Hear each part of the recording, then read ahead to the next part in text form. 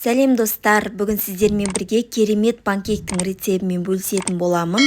Құрамы бір ғана жұмыртқа мен бір бананнан тұрады. Менің балаларым қайта-қайта сұрап, сүйсініп жейді. Сіздерге де жасап көруге кеңес беремін. Ал ендеше кеттік. Құрғақ ыдысымызға бір жұмыртқа, 4 ас қасық қантымызды салып, венчиктің көмегімен араластырамыз. Сіздер миксермен араластырсаңыз да өз қалауларыңыз. Сонан кейін 250 грамм айранымыз немесе кефирімізді құйып, тағы да араластырамыз. Сонан кейін ұнымызды електен өткізіп саламыз. Ұнды міндетті түрде електен өткізген дұрыс. Сонан кейін жарты ас қасық ас содасын немесе қопсытқыш саламыз. Мен ас содасын қостым. Міне осылай араластырамыз. Ең соңынан 3 ас қасық сұйық майымызды қосамыз. Бізде осындай қоймалжың қамыр шығады.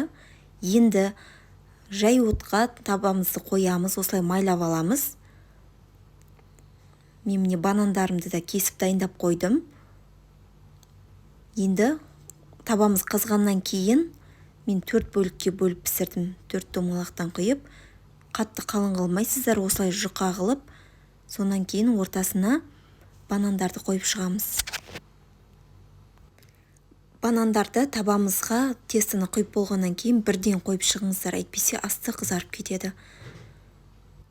Банандарды орналастырып болғаннан кейін банандардың бетін тағы да кішкене ғана тестімізбен жауып шығатын боламыз. Көп құйып жібермеңіздер бұнда. Бұларды құйып болғаннан кейін панкейктердің үстінде кішкене тесікшелер пайда болады. Сол кезде екінші жағына айналдыратын боламыз. Міне бізде осылай көтеріледі. Екінші жағы қызарғаннан кейін алып тастап, келесілерінде дәл осылай пісіретін боламыз.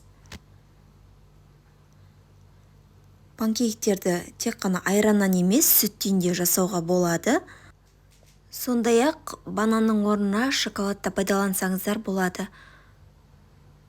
Балаларға пісіріп берген кезде бананның орнына шоколад қолдансаңыздар да, дәл солай піскен кезде шоколад ортасында еріп піседі.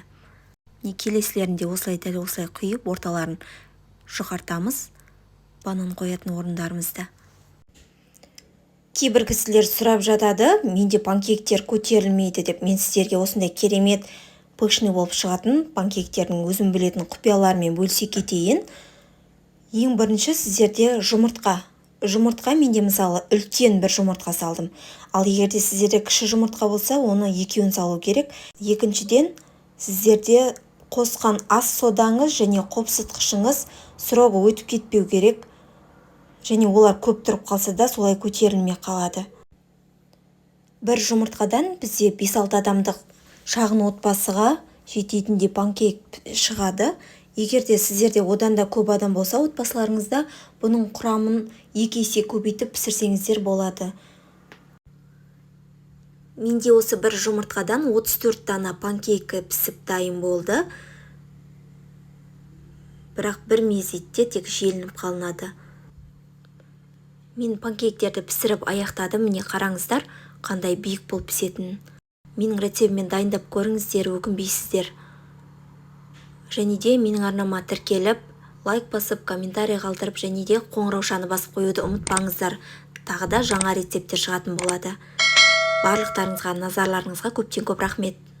Ас болсын.